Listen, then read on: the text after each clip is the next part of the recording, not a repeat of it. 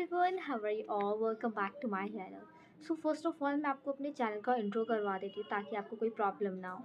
तो basically class 8 के लिए चैनल है जिसमें मैं आपको जो सीबीएसई के स्टूडेंट्स हैं जिनका कंप्लीट सिलेबस नहीं आता, जिनके कुछ कुछ सिलेबस आता है, ठीक है, उसकी मैं उनकी प्रिपरेशन कराऊंगी। बेसिकली उनके लिए चैनल है, राइट। अगर आपको कोई भी फर्दर प्रॉब्लम है, आपके पास कोई भी क्वेश्चन है, तो आप मुझसे पूछ सकते हैं कमेंट में। तो बेसिकली साइंस के जो बच्चे हैं क्लास 8 के गवर्नमेंट स्कूल के सीबीएसई वाले, उनके पास जो चैप्टर्स हैं, चैप्टर 1 जो उनके एनुअल एग्ज़ाम में आ रहे हैं, एनुअल एग्ज़ाम में उनका फर्स्ट टर्म भी आ रहा है और बाकी चैप्टर्स भी आ रहे हैं, तो वो सारे हम यहाँ पे डिस्कस करने वाले हैं, ठीक है। तो चैप्टर 1 से मैंने डिसाइड करा है, क्योंकि मैंने मिड टर्म के बाद से वीडियो बनाना स्टार्ट कर रही हूँ, तो मैं चैप्टर 1 से उनको सारे सीक्वेंस वाइज लेकर चलूँगी, ठीक है। चैप्टर 1, उसके बाद चैप्टर 2 करेंगे हम माइक्रो ऑर्गेनिज्म, फ्रेंड्स एंड फो। उसके बाद हम अपना चैप्टर 5 करेंगे कोल एंड पेट्रोलियम वाला। ओके, ये सारी चीज़ें हम इस अपने चैनल में करने वाले हैं। So without wasting time start करते हैं। एक और इम्पॉर्टेंट बात दैट इज़ कि मैं आपको अलग से कोई नोट्स प्रोवाइड नहीं करूँगी। आप जैसे कि 8th क्लास में, ये आपके लिए बहुत छोटी क्लास है, लेकिन हाँ, मैं आपको जो कुछ पॉइंट्स हाईलाइट्स कर दूँगी इस एनसीईआरटी बुक से, वही आपको करने हैं अकॉर्डिंग टू मी। जो भी पेपर से आता है ना, पेपर में जो भी आता है वो आपका सिर्फ और सिर्फ एनसीईआरटी से आता है, वो भी वो उन बुक से जो आपको गवर्नमेंट से मिलती है, राइट। तो अकॉर्डिंग टू मी, अगर आप कोई बाहर की रेफरेंस बुक खरीदते हैं तो अच्छी बात है, लेकिन आप उसके नोट्स ना लें तो बेस्ट होगा, क्योंकि जब पेपर में आते हैं ना एनसीईआरटी से फिल इन द ब्लैंक्स बन के, तो आपके लिए थोड़ी प्रॉब्लम हो जाती है। दैट्स वाई मैं आपको एडवाइस करूँगी कि आपने जो है एनसीईआरटी लेनी है, और बाकी अगर आप एक्स्ट्रा क्वेश्चंस की बात करें तो हम वो भी करेंगे, ठीक है। चलिए स्टार्ट करते हैं अपने चैप्टर नंबर 1 से। Chapter number 1, crop production and management, ये हमारा चैप्टर का नेम है। बेसिकली क्रॉप का मतलब हम जानते हैं, प्रोडक्शन का मतलब क्या होता है। प्रोडक्शन यानी कि किसी चीज़ को प्रोड्यूस करना, किसी चीज़ को उगाना। तो यहाँ पे क्रॉप को बोल रहे थे, यानी कि क्रॉप को उगाना।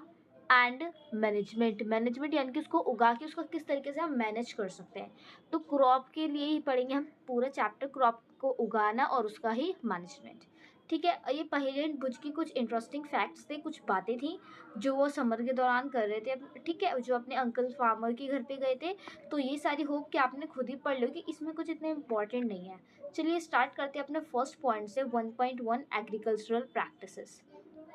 तो यहाँ पे मैंने आपके लिए कुछ हाईलाइट्स कर रखे पॉइंट्स, यही आपके ऐसा नोट्स है, इनको आपको लर्न करना होता है, ठीक है, क्योंकि जो आपके लिए बनकर आएंगे ना फिल इन द ब्लैंक्स, वो इन पॉइंट्स में से बनकर आ सकते हैं। चलिए स्टार्ट करते हैं। When the plants of the same kind are cultivated at one place on a large scale, it is called a crop. जब प्लांट्स जो हैं वो एक ही तरीके के कल्टीवेट किए जाते हैं एक ही जगह पे बहुत ज़्यादा स्केल पे, उसको क्रॉप बोला जाता है। जिसके अगर मैं बोलूँ क्रॉप ऑफ वीट मीन्स जितने भी प्लांट्स हैं वो किसके होंगे फील्ड में, वीट के होंगे।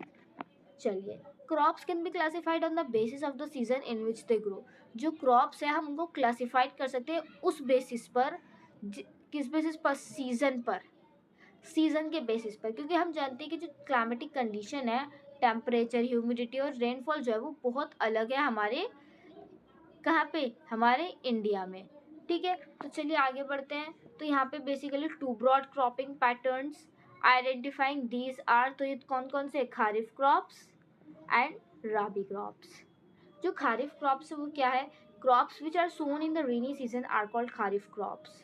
तो खारिफ क्रॉप्स का हमें एक न्यू पॉइंट मिला, दैट इज कि वो क्रॉप जो उगाई जाती है, द क्रॉप जो उगाई जाती है हमारी रेनी सीजन में, एक्सक्यूज मी प्लीज, यस, वो क्रॉप जो रेनी सीजन में उगाई जाती है वो होती है हमारी खारिफ क्रॉप्स, ठीक है। एग्जाम्पल्स आपको पता होने चाहिए, और पता होना चाहिए कि कब से कब तक है, कम से कम एटलीस्ट इसमें डिफरेंस बिटवीन आता है खारिफ और राबी क्रॉप्स का, ठीक है। ओनली डिफरेंस बिटवीन आप याद कर लें तो बेस्ट होगा। देखो मैं बताती हूँ कि आप कंफ्यूज कैसे होगे, कंफ्यूज हो जाओगे कि खारिफ कौन सी, राबी कौन सी। देखो सिंपल सी आपने क्या चीज़ करनी है, आपने ये देखना है कि आपका बर्थडे कब आता है, आपका कौन से बर्थडे में आता है, खारिफ में आता है, रेनी सीजन में आता है, या विंटर सीजन में आता है, अक्टूबर टू मार्च या जून टू सितंबर। इसके अकॉर्डिंग अपने याद कर लेना जिसमें आपका आता है, यानी कि आप रेनी सीजन में हुए हैं, ठीक है। और अगर आपका अक्टूबर टू मार्च आते हैं तो आप विंटर सीजन में हो, इस तरीके से आप इजीली याद कर पाएंगे। और एग्जाम्पल्स तो आर मोस्ट इम्पोर्टेंट। ओके, चलिए आगे बढ़ते हैं। Basic practices of crop production. Crop production की बेसिक प्रैक्टिसेस तो बहुत इंपॉर्टेंट क्वेश्चन जो यहाँ पे जो पूछता है, टिक राइट में आ सकता है ये। जो पैडी है can not be grown in the winter season. जो पैडी है वो विंटर सीजन में क्यों नहीं उग सकती, क्योंकि पैडी उसको हम राइस भी बोलते हैं, ठीक है। तो इसने बोला कि paddy requires a lot of water, therefore it is grown only in the rainy season. क्योंकि वो बहुत सारा वाटर रिक्वायर करती है, इसी वजह से वो रेनी सीजन में उगती है, ठीक है। तो यहाँ पे कुछ इंपॉर्टेंट बात बता रहे थे अपने फार्मर्स के बेसिस पर। तो कुछ एक्टिविटीज़ निकल कर आती है इन चीज़ों के अकॉर्डिंग। और वो प्रैक्टिसेस कौन सी होती है, एग्रीकल्चरल प्रैक्टिसेस, जो हमें नीचे दे रखी हैं, ये रही। इन सारी चीज़ों को हम एक एक करके पढ़ने वाले हैं इसमें। सबसे पहले ये आपका आता है मैचिंग में। फर्स्ट स्टेप कौन सा होता है, प्रिपरेशन ऑफ सॉइल, सॉइल को प्रिपेयर करते हैं। सेकंड सोइंग, यानी कि हम बीज को बोते हैं। उसके बाद एडिंग मेन्योर एंड फर्टिलाइजर, हम मेन्योर या फर्टिलाइजर ऐड करते हैं। इरिगेशन, हम इरिगेशन मतलब क्रॉप को पानी देना, इस प्रोसेस को इरिगेशन बोलते हैं, ये करते हैं। उसके बाद प्रोटेक्शन फ्रॉम वीड्स, वीड से प्रोटेक्ट करते हैं। हार्वेस्टिंग करते हैं, then we do the storage, उसके बाद स्टोरेज। तो ये सारी चीज़ें हम थोड़ा क्लेरिफाई करके पढ़ेंगे। और पता होनी चाहिए आपको ये सारी चीज़ें, क्योंकि आपके लिए क्लास 9 में बहुत बहुत इंपॉर्टेंट है आज सारी चीज़ें। अगर आपने अभी अच्छे से पढ़ लिए ना, तो क्लास 9 में आपको प्रॉब्लम नहीं होने की है। तो प्रिपरेशन ऑफ सॉइल, सॉइल को किस तरीके से प्रिपेयर कर सकते हैं। The preparation of the soil is the first step. तो ये बोल रहे हैं कि मिट्टी को प्रिपेयर करना हमारा फर्स्ट स्टेप होता है। One of the most important task in agriculture is to turn the soil and loosen it. जो सबसे इम्पोर्टेंट टास्क है ना हमारा एग्रीकल्चरल में, वो है कि हम सॉइल को टर्न करते हैं। टर्न एंड लूजन द सॉइल का मतलब क्या, अलट पलट करना। क्या है इसका मतलब, अलट पलट करना। यानी कि अगर हमारी मिट्टी बिल्कुल सीधी है, ग्राउंड लेवल बिल्कुल सीधा है, तो हम इस पर क्या क्रॉपिंग कर पाएंगे, क्या इस पर हम अपने बीज को बो पाएंगे। अगर हमने सपोज मैंने यहाँ गड्ढा करा किसी भी उसकी मदद से, ठीक है, और यहाँ पे मैंने बीज को बो दिया, लेकिन वो उगे नहीं पाएगा। क्यों, क्योंकि अंदर से वो मिट्टी बिल्कुल दबी हुई है। मिट्टी जो बिल्कुल इक्वल है, बिल्कुल दबी हुई है अंदर से मिट्टी, इस वजह से वो नहीं ग्रो कर पाएगी। उसकी जो रूट्स है वो अच्छी तरीके से नीचे तक नहीं फैल पाएंगी। इस वजह से ये काम, इस वजह से हमें सॉइल को turn and loose and down करना पड़ता है। चलिए नेक्स्ट क्या बोलते हैं यहाँ पे, this allows the soil, advantages पूछ सकते हैं, what is the advantages of loose in the soil. तो बेसिकली 3 एडवांटेजेस आप लिखते हैं ना, तो यहाँ से स्टार्ट होती है। This allows the roots to penetrate deep into the soil. Penetrate यानी कि फैलना, हेल्प करती है कि सॉइल के अंदर अच्छे तरीके से फैल जाए, पहली एडवांटेज। दूसरी है loose soil allows the roots to breathe easily even when they go deep into the soil. Soil भी ऐड कर लेना है यहाँ पे नोट्स में अपने। चलिए ये सेकेंड एडवांटेज हो गई। उसके बाद जो थर्ड एडवांटेज है इसकी, वो ये है कि the helps in the growth of earthworms and microbes present in the soil. और ये हेल्प करती है कि किसकी ग्रोथ हो जाए, अर्थवॉर्म्स उग जाए एंड माइक्रोब्स उग जाए जो मिट्टी के अंदर प्रेजेंट है। Is it clear to you, ठीक है। उसके बाद हम यहाँ पे देखेंगे कि कुछ इंपॉर्टेंट कन्वर्सेशन कर रहे हैं कि हमने आपने प्रीवियस क्लास में पढ़ा था। तो we know that soil contains, यहाँ से soil contains minerals, water, air and some living organisms. वो कंटेन करके रखती है। In addition dead plants and animals get decompose by soil organisms. तो हमने पढ़ा था कि जो मिट्टी है वो मिनरल, वाटर, एयर कंटेन करके रखती है और कुछ लिविंग ऑर्गेनिजम्स। और एडिशन में और तो और वो डेड प्लांट्स यानी कि जो पत्ते टूट के गिर जाते हैं मिट्टी पर, और जो मरे हुए एनिमल्स होते हैं जैसे अर्थवॉर्म हो गए, वो डिकम्पोज हो जाते हैं सॉइल के द्वारा। क्योंकि सॉइल के अंदर पढ़ा था भी हमने, क्या होते हैं, माइक्रोब सबसे मेन, इसकी वजह से। In this way, various nutrients in the dead organisms are released back into the soil. These nutrients are again absorbed by the plants since only a few centimeters of top. चलिए अब पढ़ते हैं अपने next topic जो यहाँ से है। जो भी हमने पढ़ा वो इम्पोर्टेंट था, यहाँ से जो मैं हाईलाइट करूँगी वो आपको बहुत ज़्यादा इम्पोर्टेंट वाला है। The process of loosening and turning of the soil is called tilling or plugging. वो प्रोसेस जब हम अपनी सॉइल को लूजन एंड टर्निंग, बताया था ना, अलट पलट करते हैं मिट्टी को, उसको प्लगिंग बोलते हैं या टिलिंग बोलते हैं। सिंपल सी बात, आप प्लगिंग बोलो या टिलिंग बोलते, लेकिन पेपर में क्या पता टिलिंग आ जाए ताकि आपको घुमा फिरा के बोल दे, right. This is done by using a plug. ये होता है किसकी हेल्प से होता है? एक प्लग की मदद से होता है।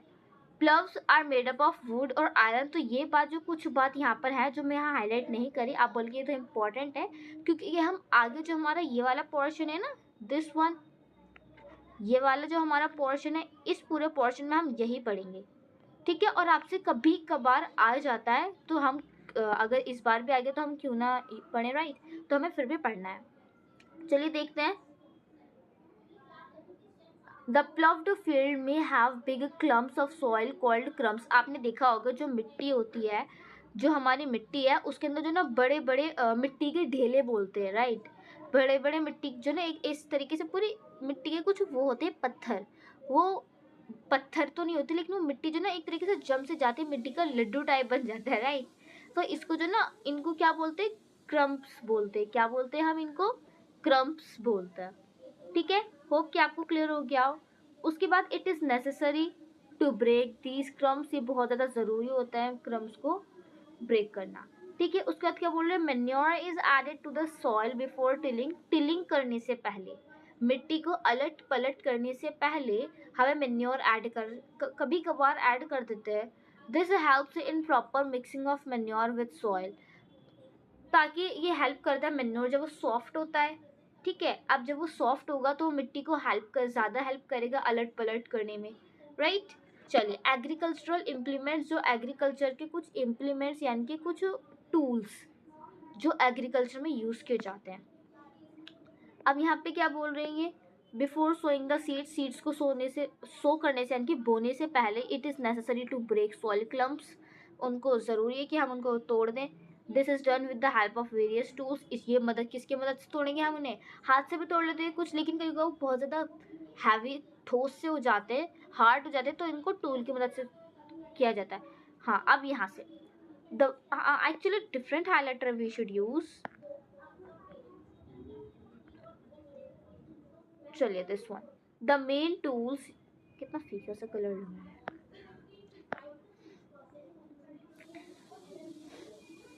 Sorry, yes, the main tool used for this purpose are the plow, hoe and cultivator. जो मेन टूल यूज किए जाते हैं इस पर्पस के लिए वो क्या है? हमारे पास प्ले है, सॉरी प्लीज, प्लो है, हो है, और फिर हमारा कल्टीवेटर है। तो चलिए इसको पढ़ लेते। जो इतना बड़ा दे रखा है मैं आपको शॉर्ट वे में बता देती हूँ। लिटरली इसका कलर बहुत अजीब है, ठीक है। Ancient times adding fertilizer. तो मैं क्या लिखूंगी? Used for tilling the soil, adding fertilizers to the crop, removing the weeds and turning the soil. किसके लिए यूज़ किया जाता है? टिलिंग करने के लिए। सिंपल वे में टिलिंग के लिए यूज़ किया जाता है, मैन्योर ऐड करने के लिए, फर्टिलाइजर ऐड करने के लिए, वीड्स को रिमूव करने के लिए, और टर्निंग द सॉइल। समझ आएगी बात? ठीक है।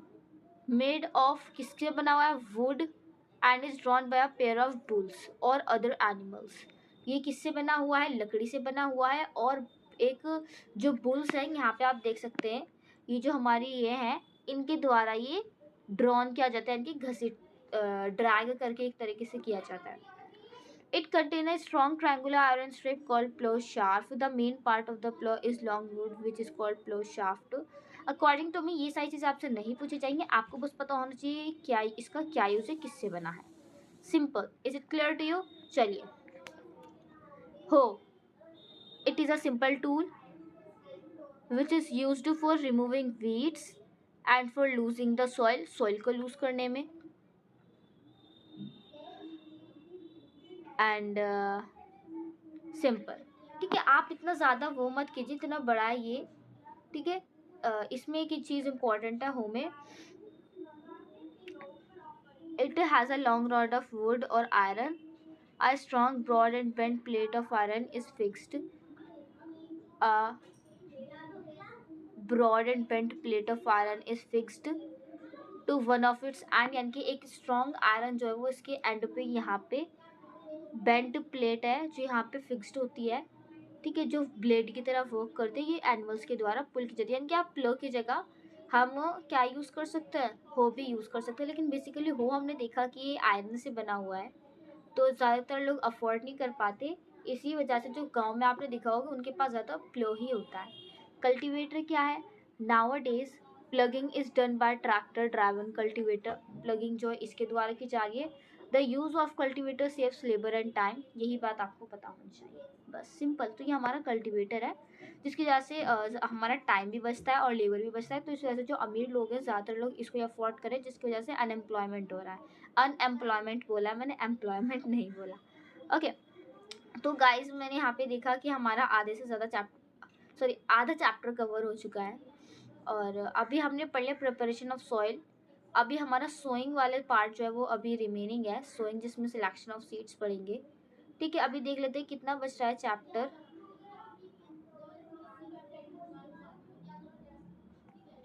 चैप्टर तो वाकई में बहुत बड़ा है, तो बट हम यहाँ पे सोइंग वाला पार्ट कंप्लीट कर लेते हैं, देन हम अपना आगे के पार्ट नेक्स्ट वीडियो में करेंगे। ओके, चलिए ज़्यादा पढ़ेंगे, बट आपने एक बात है, अगर आपको अभी समझ नहीं आ रहा ना तो आपको दोबारा वीडियो देखनी है। अब आप बोलोगे मैम तो अपनी वीडियो को प्रमोट करिए। नो बेटा, ऐसा नहीं है।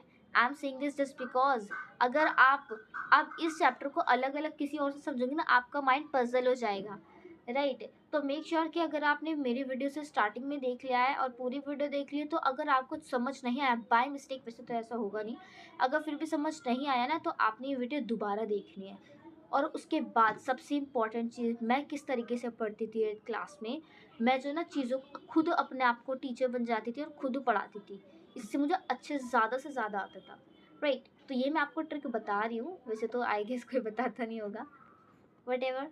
चलिए सोइंग वाला पार्ट अपना पढ़ते हैं। चलिए, sowing sowing is an important part of a crop production. जो सोइंग है ना बहुत ज़्यादा इम्पॉर्टेंट पार्ट है हमारी क्रॉप प्रोडक्शन का।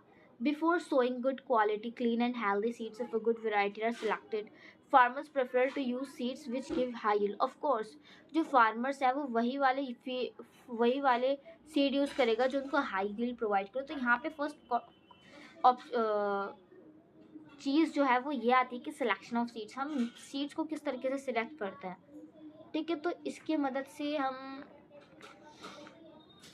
ताकि हमारी जो सीड्स है वो अच्छी तरीके से उग जाए, ठीक है, अच्छे वो दे, अच्छा प्रोडक्शन है, right. So which float on water would those B lighter और हैवियर देन दोज। तो देखो मैं आपको जनरली बताई तो बच्चों बेसिकली होता क्या है, एक मग में जो ना, ये आपका मग है, सॉरी अच्छा नहीं बन रहा, ये इसके अंदर डाल दिया हमने पानी, इसके अंदर जो ना हमारे, ओके। तो जैसे कि मैंने आपको बताया कि बेसिकली होता क्या है, हमारे पास एक कंटेनर है सपोज, जो यहाँ पे बूझो पहेली अपनी मम्मी की बात बता रही है, जो भी बता रही है, बट वो इम्पोर्टेंट है, ठीक है। तो ये हमारा एक, छोड़ो, ये हमारा एक कंटेनर है। अब इस कंटेनर में हमारे पास पानी है। अब यहाँ पे मैंने डाले बहुत सारे सीड्स। अब जो अच्छे सीड्स होंगे वो हमारे यहाँ पे बैठ जाएंगे, ठीक है, बट जो ख़राब सीड्स होंगे वो हमारे पानी के ऊपर आ जाएंगे, राइट। इससे पता चलता है जो, अब यहाँ पे देखो जो बात मैंने बोली वो लिखी हुई है, damage seeds become hollow and are thus lighter. जो हमारे डैमेज सीड्स होंगे ना वो हमारे ऊपर आ जाएंगे, और वो क्योंकि वो हॉलो होते हैं and thus lighter therefore they float on water, यानी कि वो पानी के ऊपर तैरते हैं, ठीक है। तो ये अच्छा मेथड है separating good and healthy seeds from the damaged once.